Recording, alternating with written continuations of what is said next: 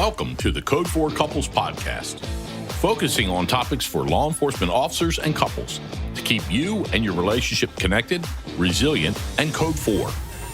Now, your host, law enforcement expert Cindy Doyle, author of Hold the Line and My Wife. Hey there, and welcome back to Code for Couples. I am your host, Cindy Doyle, licensed professional counselor, law enforcement spouse, and author of Hold the Line. Today, I am excited to have Monica Crawford on. I kind of stalked her for a little while and asked her if she wanted to come on the podcast. And I think she was somewhat hesitant and was like, who's this crazy law enforcement spouse woman? And eventually we connected, and then scheduling led to problems. So we have been trying to do this for 6 months now. But let me tell you a little bit about Monica and why I wanted her to come on the podcast. She is a former law enforcement officer who now empowers trailblazing women, especially those in male-driven fields, to recognize their worth, reclaim their strength mentally and physically, and rise together through support, compassion, and connection. She is saying like all the things that I preach all the time. So I loved this. She is author of a really good book called Thriving Inside the Thin Blue Line, where she talks about her story, and there's all these different components that really focus on women thriving within the blue line, which is what I want to talk about too. And she is host of a podcast, which I love, and her podcast is Thriving Inside the Thin Blue Line. Oh yeah, by the way, she is also a law enforcement officer spouse as well. She just hits all the buttons. And so, Monica, thank you so much for coming on. I am very excited to talk in multiple directions today. So thank you for your time. Yeah, absolutely. I'm happy to be here. Thank you. I know that you focus on supporting women and have focused for a while on the first responder field, but I know you're expanding that to other areas, which we'll talk about at the end. Females have such a different experience throughout this career. And I don't get enough females talking on this podcast about how it is different for them and the challenges that they go through. We know that the culture is male dominated, which makes it hard to be appreciated for what women can bring to the career. There's also hazing and bullying, and women operate differently. They can actually bring a lot to the career and the job. And there's research that shows the benefits of having women in the department and their approaches to situations differently. So I wanted you to start off by talking about some of the challenges that you see for women, either inside law enforcement or in first responder. But I'm interested specifically in law enforcement because I know that was your personal experience. Yeah, so I think early on, it's almost like if you look at history as a whole, like everything existed like in the early beginnings of civilization, like for the white male, right? So like law enforcement, when you look, again, not getting like into race or anything, but just calling it what it is. When you look into law enforcement and you see the majority of it, I mean, there's more diversity now, but when you look at most departments, especially the rural ones, there's a bunch of old white guys. Like, let's call it for what it is. Not knocking it. Like, it's just more of what you see, right? Yeah. And we have to joke and make fun of them all because they all look the same. Or give them a hard time, rather. No, but I get it. You're coming into the field knowing that you're at a disadvantage because you're trying to penetrate the boys' club, if you will. It's somewhat of a boys' club. It's called a brotherhood. And women are the weaker sex. So they're already looking at you at a disadvantage going, well, you can't lift much as I can. You can't run as fast as I can. What makes you think that you can drag my ass out of a burning building or shooting or fill in the blank when shit hits the fan? So there's that misconception too of like, well, women aren't as strong. Okay, fair. Mm-hmm. We have to work harder to level the playing field for us, essentially, is the way I look at it. I think women are just as capable as men. I think for a lot of us, that means we have to work twice as hard to be able to rise to that level. But we know that's what we're getting into, right? When we do that. The problem lies in where you prove yourself and then all of a sudden it's not good enough. And then you prove yourself again and then all of a sudden it's not good enough. And so it's one of these terms I put in my book that's called moving the goalposts, which is an emotional abuse term.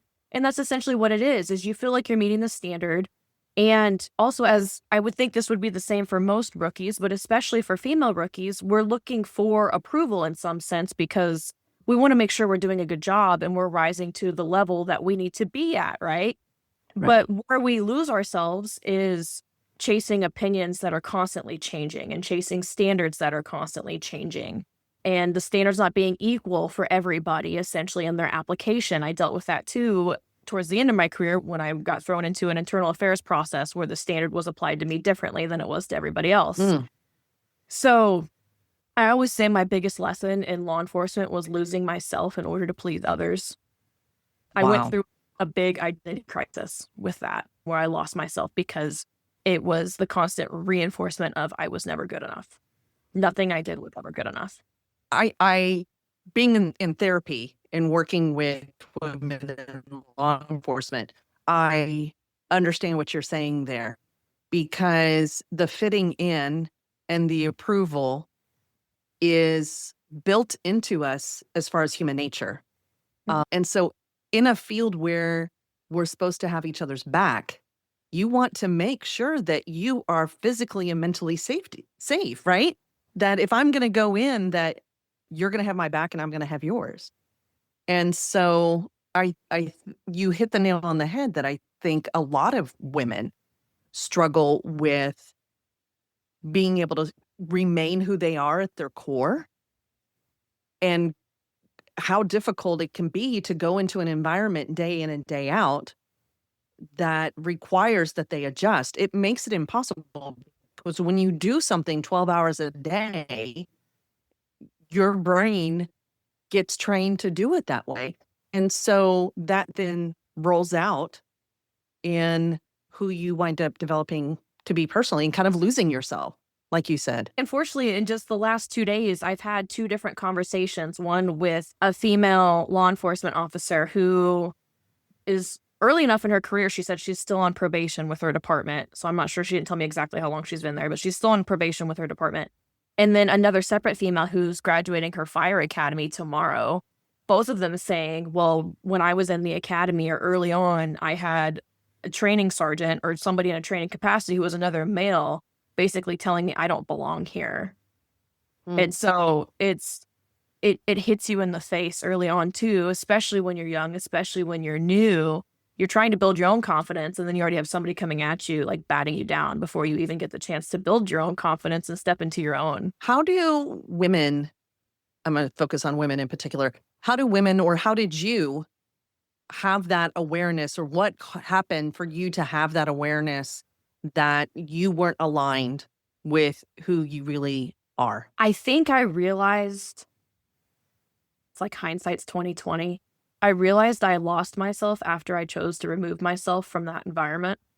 It was more so in the healing process that I had recognized that.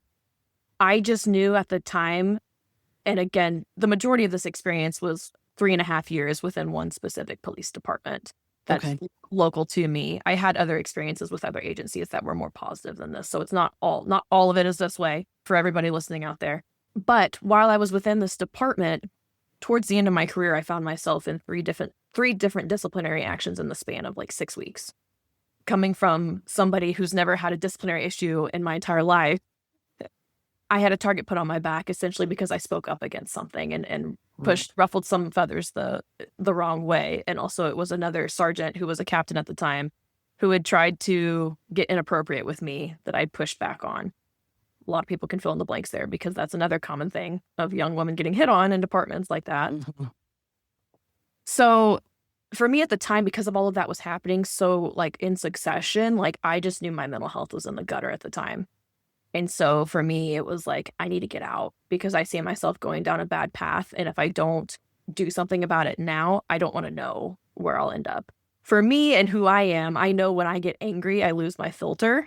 And so I'm like, I'm going to tell the wrong person off and I'm going to lose my filter and it's going to ruin my career. Like that's literally what I was worried about. Like I was worried about twisting off on the wrong person. I don't think I would have done it to the public necessarily. I think I probably would have told like a coworker or some sergeant maybe off in the department, you know, but I didn't want to allow myself to get to that point because that's not who I am. that was just somebody that like just in that place, it was just like I was getting poked and poked and poked and poked and poked. And I was like at that point where I was about to boil over. And so that was like a self-preservation move for me to pull myself back from that environment. I think that takes a lot of courage to do that. I interviewed AK Dosanti a couple weeks ago, and she had a similar story that it was like it was the courage that to say I'm more important. And it seems like sadly that's a theme, right? It's like, okay, not everybody has the same story, and it does seem like that story is being told a lot, that it's a sacrificing of self. I think that's unique to women, and I think it's not unique to women at this point. I think there's a lot of men also coming up through the ranks that are like, I'm recognizing I'm losing myself well on this burnout that we're experiencing. You know, women are told that we can do anything, right? I grew up in the I can bring home the bacon and fry it up in the pan era and, you know, not forget to tell him he's a man, like that kind of conditioning, that societal expectation or that cultural expectation of taking care of the house, the kids.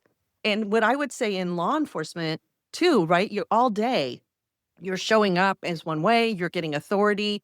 You were having probably to overcompensate because of how you were seen as a woman to be shown to show up to say like, oh no, I'll prove you wrong. I can do this. And so your brain adjusts in order to be safe, right? All the things that happens. But yet in relationships, I would expect that, oh, you're supposed to be soft. You're supposed to be a woman again. I'm just wondering how that conflict of those societal norms or those relationship norms wind up conflictual for women in law enforcement. Yeah. So for me, it's kind of funny. I met my husband within that department, and he's since also with a different employer now. But he said I guess there was a couple things that were weird to him. Not necessarily weird, but I don't know how to describe it. I'll just give the example. One of which, I'm always somebody who will reach out a helping hand and help somebody when I see that they're struggling, which I learned from a male perspective. For instance, I call him Slimy Sergeant in the book. He's the one that like towed the line with me and slightly crossed it at one point. That interaction started in the academy. He was an instructor in the academy. He quickly got chummy with me once I got out of FTO and was on my own. But he was one of the men in the department who liked to date all the women in the department. And that was known about him. He had screwed up his first marriage because he cheated on her and then was on to somebody else in the PD, and they were engaged. And then all of a sudden that engagement blew up in like a public dumpster fire in the PD, which was sad to see anyways. And he was on our shift. He wasn't my direct sergeant, but he came in one morning to squad meeting and his face was red. His eyes were puffy. Like it looked like he had a really rough night, knowing what he was going through. And I texted him. I said, hey, just checking in. I know you're going through a lot. Like, just want to let you know, like, I'm here if you want to talk to somebody. Like, literally, that's it. And of course, I started dating my husband after that. He's like, you know, when you do that, that makes us think that you're interested in us. Like, when you're nice to us, we assume that you're interested. And I'm like, no. Should I have been a bitch? But like, Yeah. what's the other end of that spectrum? Like, I don't understand. So that was the thing that my husband pointed out to me too. He was like, no, like he took that as you were interested in him. And I was like, I was literally just checking to see if he was okay. That's it. Yes, like a buddy check. There was no interest in that whatsoever. The other thing of it is I'm a naturally like, I don't even know if you want to call it blunt. I don't sugarcoat things. I'm just very straight and to the point.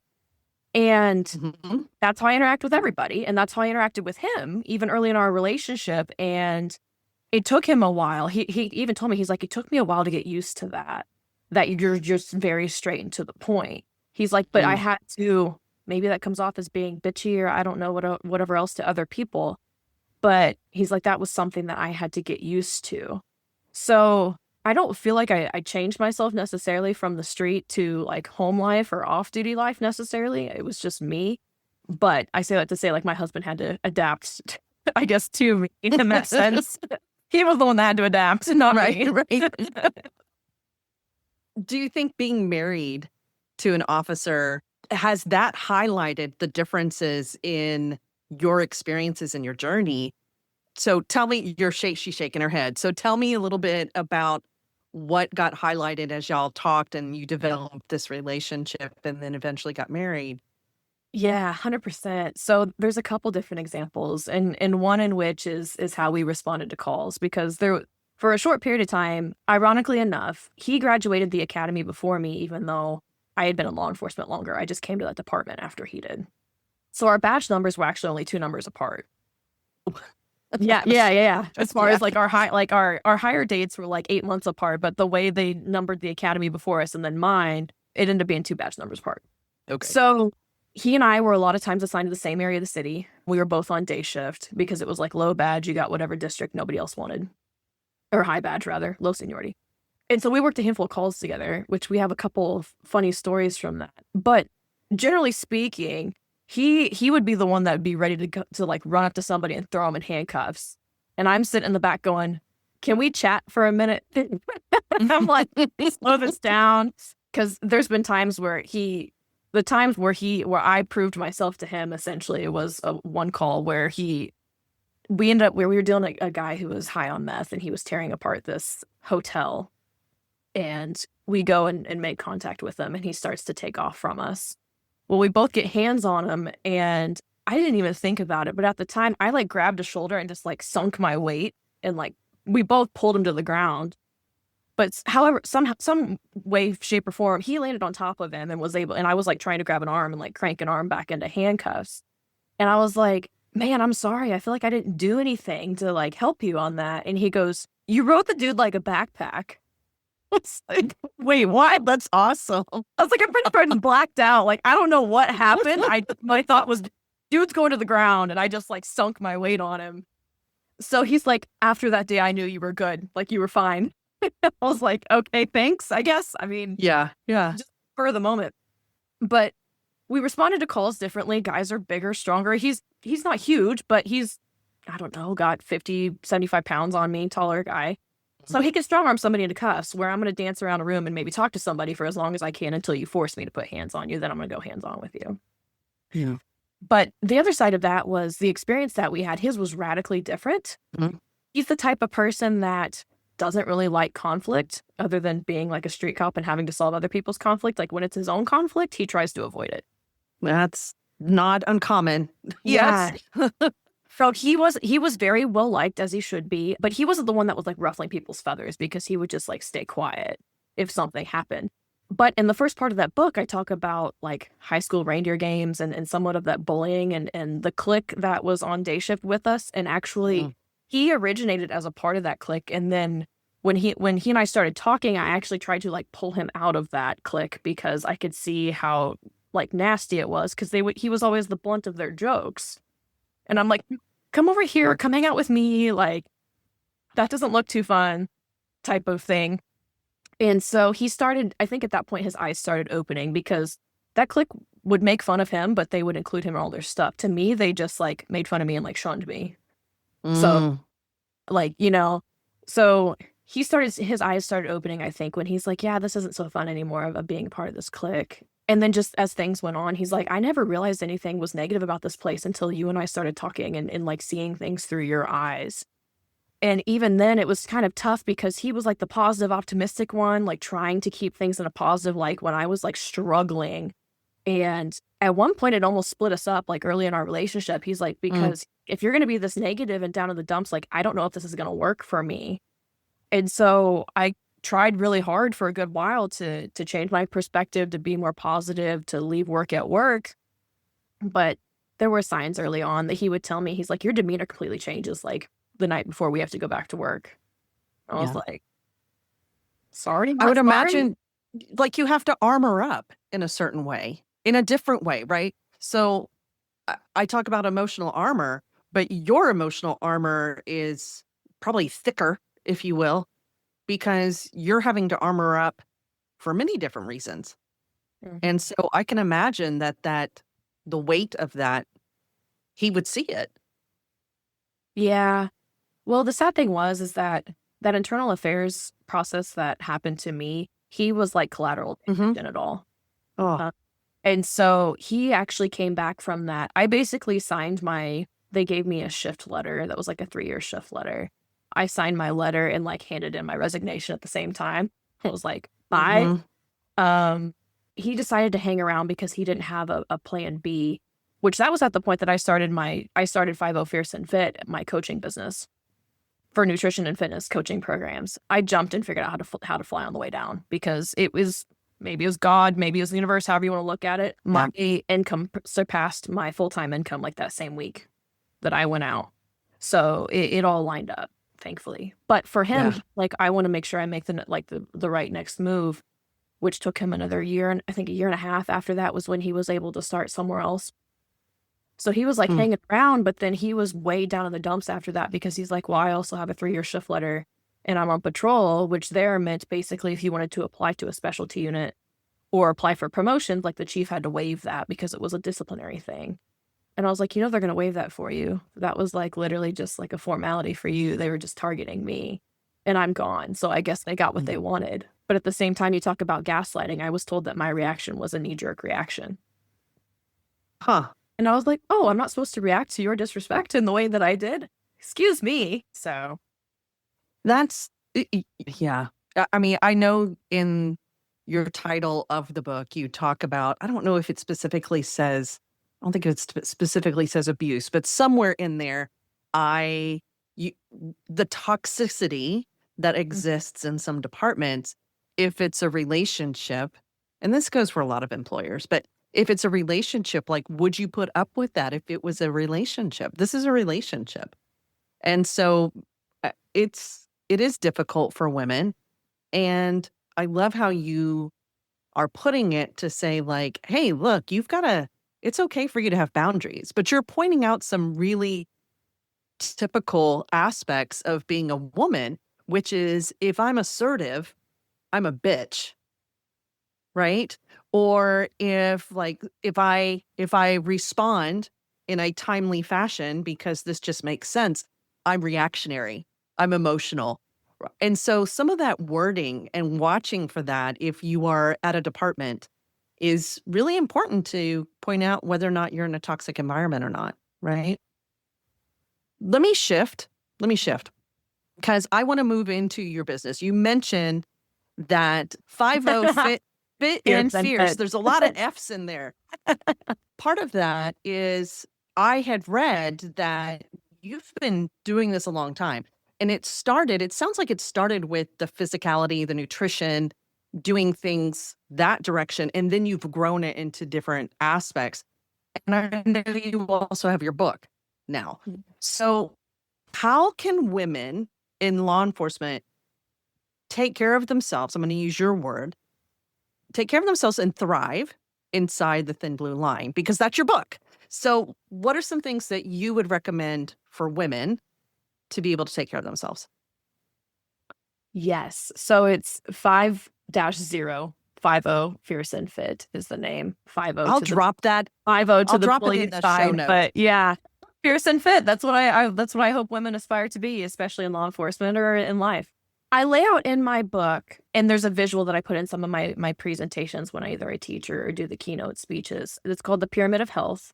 And so envision just like a normal pyramid. The bottom tier is sleep. The next tier is self-care. The next tier is nutrition. And then the last one, the very top one, is exercise. And so that's how I teach basically your own self-care and taking care of yourself, because that's the way we should prioritize it. A lot of times when you get into diet culture, it's, oh, I got to get in the gym. Oh, I got to change my diet.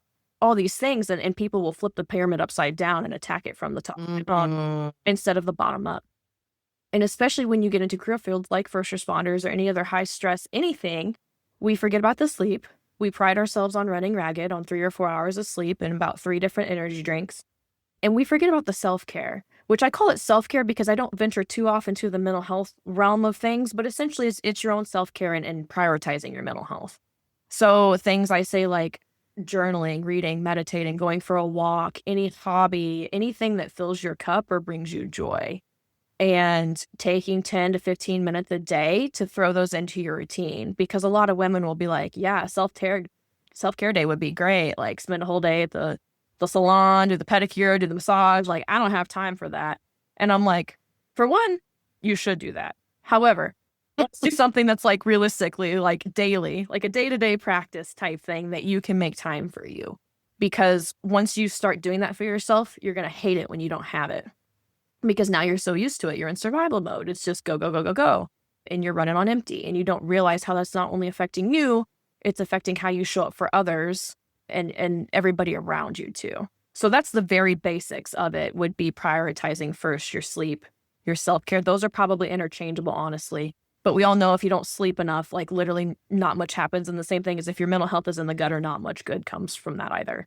So that's why those two are the bottom ones. And then you start to focus on the nutrition, whole foods, eating at home, trying to keep the eating out to more of a minimum, giving yourself less processed foods, things that are naturally occurring in nature, those types of things. And then from there, working on your exercise, which would be if you can get moving 30 minutes 3 times a week, starting with walking, perhaps, if you're not even in the gym, joining a group class, getting a membership somewhere, finding a coach that can help you is probably the best piece of advice I can give for nutrition and the exercise piece of it. Just because we don't know what we don't know. And a lot of women especially get intimidated going into a gym just because they don't know what they're doing, or they fear of people watching them, or not getting hurt is a big one too, which of course we want this to help us, not to hurt us, which is a cool thing. Actually, just last week, I walked a new client through how to do a back squat, just like completely virtually, of like watching her movement, because she's like, I'm afraid of doing this. Can I substitute it? And I was like, well, what's the problem here? She's like, I'm just afraid to do it. I was like, I got you. We'll work through this. So you need to have a mentor in some way, I think, especially as a female in the gym. If it's something you've never done, find a coach, find some programming, find something to help you out, because the gym is just something you don't want to go through blindly. But also same with nutrition as well. If you don't have any guidance there's so much contradictory information on the internet when it comes to nutrition and fitness that I think it's so important to find a coach or a mentor that has a background in it or knows what they're doing, can get people results. And especially for first responders too, and anybody that has goofy schedules, somebody who understands your lifestyle. They're not just trying to shame you and say, well, the personal trainer, which is an example somebody gave me, the personal trainer got pissed at them because they didn't show up to their gym at 6 a.m. or whatever their scheduled time was, or they had to cancel last minute because insert the blank of whatever happened on shift the night before, Exactly. And so they're like, this didn't help. It just made me feel worse. And so instead, most women are shocked when they come to me and I'm like, get your sleep. Please sleep in. If you need to reschedule something with me, I would rather you reschedule. I'm not mad about it. I get it. So it's more of like prioritizing yourself before even trying to even go down the road of like shaming yourself for like the food you had to have because last night was crazy or the workout you missed. What do you think are some of the most common struggles that people come to you with when you have women that are coming to you that they finally reach out? Where are they? And then I'm going to say, where are you able to, as a team, where are you able to take them? A lot of women, the main thing is they don't know where to start. They've either tried something before or it's not worked, or they've just accepted. Maybe I had a female who told me, well, I've been big my whole life. I was starting to accept that it was genetics. You get the whole genetic thing thrown into the equation, like one of those hot topics, right? They're on some sort of medication usually, whether they're pre-diabetic or their doctor's already given them a GLP-1 like Ozempic, or high blood pressure, or maybe like mental health medications. They're usually on some sort of medication when they come to me, and usually just lacking energy and motivation to really do anything, which I always tell, people come at me and say, well, I'm just not motivated. I'm like, it's not that you're not motivated. It's that you don't know what to do. Nobody's motivated to run their head to the same brick wall and get the same result. If you know it's going to get you results, the motivation will be there because you'll see that it's working, and then you'll want to keep doing more of it. Yes. So I hate that. It breaks my heart when they come to me and they're like, I'm just lazy. I don't have any motivation. I was like, you're not lazy. You just don't know what to do. It's that Please don't call yourself lazy. Those are my two, as a clinician, those are my two. They're like, I'm just lazy. I'm like, no, you just make different decisions. If you want to make, I think in somewhere you have, I think it's one of your pillars, like make the next best decision or something like that. You have to have that somewhere in your content. And I thought, yes, that's the thing. That's about the lazy. And then the other thing, the motivation, I'm like, there's no motivation pill. That whole thing. There was a commercial a long time ago, like a body at rest stays at rest. I'm like, no, that's true. That's true. Like your brain, your body is like, let's just conserve some energy and do nothing. So you have to say, I'm going to make this next decision. So it sounds like that's a big part of what you do. Sorry to interrupt. Keep going. No, you're good. You're good. Yeah, it's more of doing the best you can with what you have. To summarize that. But as far as getting them to the end result, what I'm seeing more lately, and this is of course as my business and coaching programs have expanded, but the cool thing for me is that not only do they get to at least, I usually work with everybody for at least 6 months, 6 to 12 months, just depending. 6 months is the initial program, and then after that, it's up to them if they want to continue after that. Most of them will lose anywhere between 10 to 45 pounds, I think was the most somebody lost in 6 months. Usually it's more of the inches that come off, because obviously if you're losing a little bit of fat and gaining a little bit of muscle, those scales not going to move as much. So that's not really a good indicator of progress always. The biggest thing is you'll see the inches, the waist will come in and they'll look like they have lost like 40, 50 pounds and like the scale moved 10 pounds. I was like, you can throw that scale away. It's not doing anything for you now. But you have the physical transformation. But for me, the cool thing is the mental transformation, because now it's like, and even just this week too, I got a couple check-in calls where they're like, I set boundaries now where I don't feel like I'm run thin. When I go out to drink with friends, I don't feel pressured to drink because I realize how it makes me feel when I do choose to drink. I have people saying like, I shut work off now. I leave it at work and I go kayak on the weekends because I used to love kayaking. I forgot about it. And now it's in my weekly routine. So that's the cool thing. You see them really, there's a perspective shift somewhere in the middle of those 6 months that I work with them usually, where they're like, nope, I'm not putting up with the crap I used to put up with in the past because now I see how well this is serving me.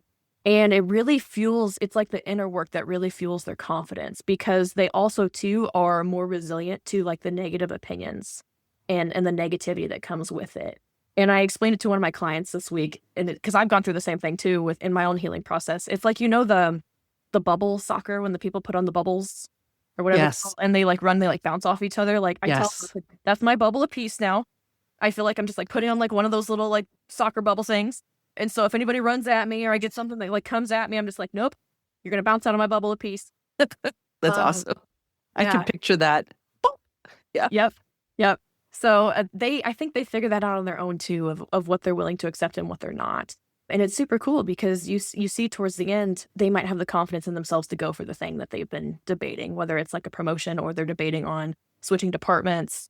Or the cool thing, one of my clients recently was like, now I have enough information on like helping you with your protein and your workouts and stuff that I'm like helping other people at my department to do the stuff that you taught me to do, which is like the ultimate ripple effect. Yeah, the which ripple I love effect. so much. Yeah. And her kids, she's like, my kids are like my biggest fans. They love working out with me. They help me take my progress pictures. I can throw my kid on my shoulder and run her up and down the stairs now, when I used to never be able to like walk up the stairs without being out of breath. So it's really like getting their lives back. And some of them will say that, they'll be like, I got me back. Like, I just want me back. I got me back and I got my life back. So most people at the front end see it as like, well, I'm going on a diet or however they want to look at it, like it's a Right. nutrition and fitness program. But really what my goal is to make that mental shift as well. It's like you do the work for the body transformation, but the mind transformation follows with it.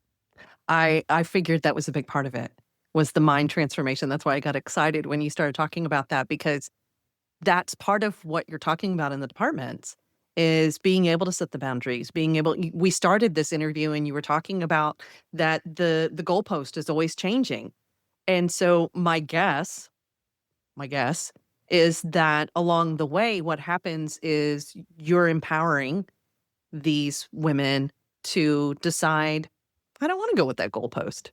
This is my boundary. My family is important. My health is important. And maybe, I know we talked about support, compassion, and connection, but it sounds like some of that connection and that compassion is with themselves and supporting themselves and getting through the career or through these challenges as well. So you could probably twist that away all kinds of ways. So Yeah, I mean the cool thing for me to see too is that I've coached a handful of women too who have been in departments and experienced those similar challenges that I have, and I've been able to slowly get them to believe that they deserve more than how they're being treated, essentially, and eventually a couple of them have branched out and either moved on from departments, or one female paused and actually left the career field for a little bit and it plans to go back. She unfortunately had like a bad TBI and some other things that happened to her inside of a jail. But it's empowering to see them move on and then their lives get better because they made the choice to move somewhere else. Yeah. And again, it's not my doing, but it's cool when they come back and say like, thank you for helping me doing that because I don't think I would have done it on my own. So It makes it all worthwhile. yeah. When if people can't work with you one-on-one, I know your book is out there. What are the main takeaways that people are going to get from the book? From the book, I believe I highlight things that I think for too long we have chalked up as being part of the job. And being part of like the suck it up buttercup, this is how it is, deal with it, or don't let the door hit you in the ass when you leave. Well, you can throw in politics, you can throw in the current state of the world, you can throw in all these things, but the current state of policing and probably first responder fields in general is that we're not willing to deal with that anymore. Male, female, I don't care. Like, we're not willing to deal with that. We're not willing to drag ourselves through the mud forever and ever and ever and retire miserable and then die 2 years later. Yeah, and die a couple of years later. Yeah. Right. And so I highlight a lot of those red flags because the red flags are not just specific to me. It's happened to a lot of other men and women. We have another buddy and the same thing happened to him and he's still there. But he spoke up about something and got his ass dragged through another internal affairs investigation, which the difference was he had a different IA captain who basically swatted it instead of the one that I had at the time. But he got targeted in the same way. And it was another male. And just because he ruffled the wrong feathers, essentially. So it's not just specific to me. It's not just specific to women. There's plenty of other guys that will say that they deal with toxic crap in their departments too. So I think it's calling it out. For me, in my healing journey too, the biggest thing I found were those terms that validated things for me. Those emotional abuse terms that I found that validated for me. Moving the goalposts, the gaslighting, the bullying, the trauma bonding. It's very much like we learn in the academy, the domestic violence wheel, like the power and control wheel. A lot of that is so freaking similar and it can be applied to any toxic work environment. It's just you're replacing your spouse with like an environment of people, but still receiving the same abuse. So, and that's part of the reason for me expanding my niche because I think toxic work environment can apply to anybody, anywhere. Absolutely. So calling those things out, recognizing that you deserve better, that you deserve to be valued, supported, and respected, no matter where you're at, whether it's at work, whether it's a relationship, a home, any of those things. So calling out those things because they're not commonly talked about. I do have identifying abuse, I think, on the book. Yeah, identifying abuse, which I think some people might cringe when I say that. But again, calling a spade, I don't sugarcoat things. That's just me. Because you're talking about it being toxic work environments. And I agree with you. Like, it's a relationship. Why are you going to commit to just being paid to be in a toxic relationship? So, yeah. Okay. So it's validating those experiences because, again, others will resonate if they've ever been in a toxic relationship, because I had one that was borderline narcissistic too, of just like getting that validation of not feeling like you're crazy because other people will make you crazy, but you're not. It's completely valid. So getting that validation, but also getting the motivation and the inspiration to do something about it. That's so awesome. Also in that book is everything we just talked about as far as that pyramid of health, covering all of the sleep, self-care, nutrition, fitness, advice. It's like the first place to get yourself started. It is foundational. It is somewhat basic, if you will, but it's that way on purpose because it's meant to give you a starting point and not to go into the weeds and confuse you. To help you take your life back, take your control back, start focusing on prioritizing your mental and physical health. Because once you do that, then you're able to better assess everything else that's going on around you, whether it's your work environment or something else that needs to change. Because the biggest thing that happened for me in my healing journey too was just gaining clarity on what I wanted out of my own life. Because everything, even still, and I'm seeing now full transparency in my business and where it was built out of survival mode. It was, hey, I need to get the hell out of Dodge. I need an income. I need clients. I need income. And that was 2022. So fast forward 3 years later, it's evolving into other things because it's no longer just that. It's evolved into so much. So I encourage anybody to grab that book if you've dealt with any sort of struggles inside of a work environment and also need some help as far as taking care of your own mental and physical health. It doesn't mean that you need to drop a bunch of weight or all of these other things, like not encouraging you to do that if you're not in a place, if you're like, hey, I'm like somewhat healthy, but maybe it's you're feeling some symptoms with chronic stress. That's the other thing I'm leaning into and identifying now that I've been through the ringer with doctors who can't figure out what was wrong with my own body. Chronic stress, that hypervigilance, being in that fight or flight mode where your nervous system can't downregulate, it caused my body to crash out. And I've been on a healing journey for the last 3 years. I'm still not completely out of the woods with it yet. But even highlighting those symptoms of chronic stress that, again, it's like those little things that people don't really look at until all of a sudden things hit the fan and you're like, what happened? So that's another big point that I like to just tell people about so that maybe they recognize it before it happens. When it happened to me, I was like, well, this is annoying that I'm living on Tums and Excedrin because I always have migraines and I always have gut issues and skin issues and things that just how they accelerated when I was in that environment. So identifying those signs, those initial red flags, whether it's work environment, whether it's chronic stress, and then the tools and the resources to help you reverse that and take care of you. It sounds like a really valuable book with a lot of great information in there. So I know it's available online, and so y'all can pick it up there as well. One other question. If there are, because many times I have spouses listening that are not in the field, what would you want a spouse to know that has a female officer that they're married to or connected with or supporting? What do you want what should that non-sworn, if you will, spouse or partner, what would you want them to know in order to support their female first responder or law enforcement officer? Yeah, I think it just comes from talking to them, honestly. Keeping an open dialogue, listening to them, and maybe even just letting them vent. That was the one thing I had to teach my husband too. Like, you don't always have to solve my problem. Like, sometimes I just want to vent to you. Just leaving that communication open, because I think that's the biggest thing I suggest to my coaching clients of like, do you have somebody to talk to? Yeah. Whether it's a loved one or a counselor or a therapist, like, do you have somebody to talk to? Because that's the first line of like your support system, right? Mm-hmm. So leaving that open where they know that you're a safe space for them, I think will go a super long way. And if you're able to listen to some of the gory details sometimes and that not further affect you for some of those more tragic type calls, it could be beneficial too. Again, just to talk, just for processing. I mean, you're a licensed counselor, you know this. But even just to like process what happened, to get it off your chest, something that helps you work through that. Because one thing that I learned also within my healing journey is that there were things like way in my past that I held on to for too long that I didn't even realize that was still like in my subconscious or even had like emotions tied to it. Mm-hmm. So, and it was because I wasn't able to process it at the time. So I think just talking about it is like that first step to processing anything. Just leaving that door to communication. Non-judgment is what I hear. Just not trying to fix it, just support, letting them be heard. I think there's so much value in just feeling that support, feeling validated, or the empathy that you're talking about. And it's as easy as that. Yep. Let's do all the things. How do people get a hold of you? Where's your podcast? What if they're like, oh my gosh, I want some one-on-one. I know you do speaking with departments. So give us the rundown and I will put everything in the show notes, guys, or you can scribble and make notes really quickly, but it should be all be in the show notes for the links. But let's get that all out there so everybody can get a hold of you. Yeah. So I recently compiled everything into a website. Yay, technology. I think I put that on the back burner for too long. It is www.5, written out FIVE 0, fierceandfit.com/info.